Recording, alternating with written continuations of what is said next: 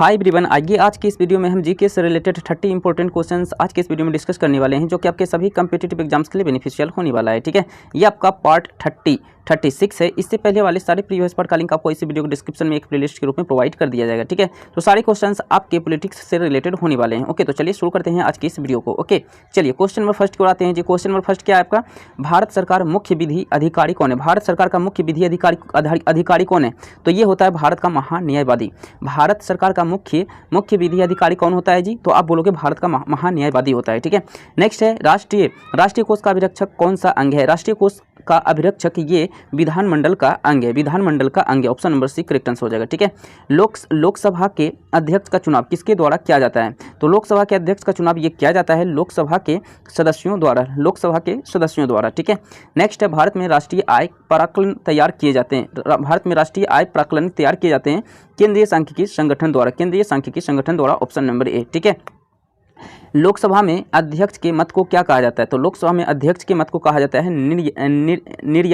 निर्णायक मत के नाम से जाना जाता है। ठीक है, राज्यसभा के सभापति कौन होते हैं जी? सभापति यानी कि अध्यक्ष स्पीकर कौन होते हैं? तो राज्यसभा का सभापति यानी कि अध्यक्ष यानी कि स्पीकर होते हैं भारत के उपराष्ट्रपति।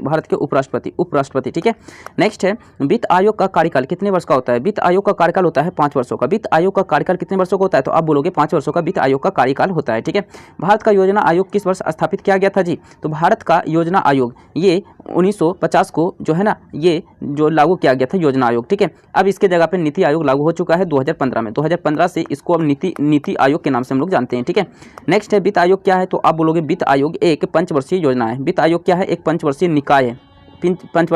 ठीक है, पंचवर्षीय निकाय है। ठीक है, सांसदों के वेतन का निर्णय कौन करता है? सांसद के सदस्यों का वेतन का निर्णय करता है संसद। कौन करता है? संसद करता है। ओके, नेक्स्ट क्वेश्चन है राज्यसभा के सदस्यों का सेवा काल कितने वर्षों का होता है? तो ये राज्यसभा के सदस्य जो भी होते हैं ये 6 वर्ष तक रहते हैं।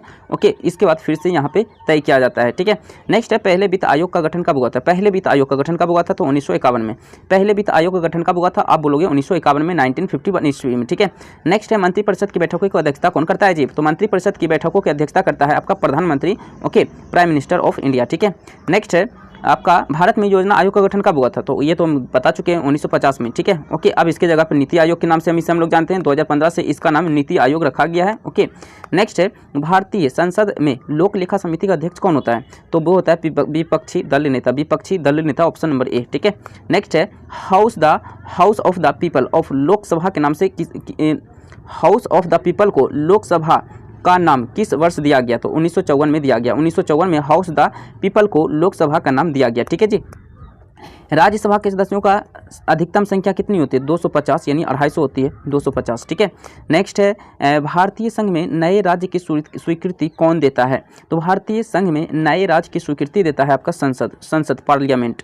ठीक है, नेक्स्ट है भारत की संसद ने पर्यावरण बिल किस वर्ष पारित किया था? तो आप बोलोगे 1986 में, 1986 में। ठीक है, नेक्स्ट है भारतीय संसद के अपर हाउस को किस नाम से जाना जाता है जी? तो भारतीय संसद के अपर हाउस को राज्यसभा के नाम से जाना जाता है। Option number B correct answer हो जाएगा। ठीक है, नेक्स्ट है लोकसभा सचिवालय सीधे किसके नियंत्रण में आता है? तो लोकसभा सचिवालय सीधे जो लोकसभा के अध्यक्ष के नियंत्रण में आता है। Option number C correct answer हो जाएगा आपके इस क्वेश्चन का। ठीक है, भारतीय संसद की बड़ी कमेटी कौन सी है? तो भारतीय संसद की बड़ी कमेटी है प्राक्कलन समिति है भारत संसद की सबसे बड़ी कमेटी के अंतर्गत आता है। ठीक है, लोकसभा स्थगित करने का अधिकार किसे है? तो लोकसभा स्थगित करने का अधिकार राष्ट्रपति के पास है, प्रेसिडेंट के पास है, प्रेसिडेंट ऑफ इंडिया के पास। ठीक है, भारत में राजकोषीय नीति कौन तय करता है जी? तो भारत में राजकोषीय नीति तय करने का काम करता है वित्त मंत्रालय। कौन करता है? वित्त मंत्रालय करता है। ठीक है जी, नेक्स्ट है विधायिका का सबसे महत्वपूर्ण कार्य क्या होता है? तो विधायिका का सबसे महत्वपूर्ण कार्य होता है कानून को बनाना। ठीक है, नेक्स्ट अविश्वास प्रस्ताव किस सदन में लाया जाता है? अविश्वास प्रस्ताव किस सदन में लाया जाता है? तो आप बोलोगे लोकसभा सदन में लाया जाता है। ठीक है, नेक्स्ट है संविधान की व्याख्या कौन करता है? तो संविधान की व्याख्या करता है न्यायपालिका। संविधान की व्याख्या कौन करता है? तो आप बोलोगे न्यायपालिका करता है। भारतीय संविधान का अभिरक्षक कौन है? तो भारतीय संविधान का अभिरक्षक है भारत का मुख्य न्यायाधीश भारतीय संविधान का अभिरक्षक है। ठीक है, ओके, जिला न्यायाधीश किसके नियंत्रण के अधीन होता है?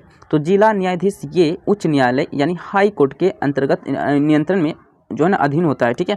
नेक्स्ट है भारतीय न्यायपालिका का अध्यक्ष कौन होता है जी? तो भारतीय न्यायपालिका का अध्यक्ष होता है सर्वोच्च न्यायालय यानी कि सुप्रीम कोर्ट, जिसे हम लोग उच्चतम न्यायालय के नाम से भी जानते हैं, ठीक है। सर्वोच्च न्यायालय को उच्चतम न्यायालय भी कहा जाता है, ये बात याद रखिएगा, उच्चतम न्यायालय के नाम से भी जानते हैं, ठीक है। Okay, so thank you, like share subscribe, so thank you, okay.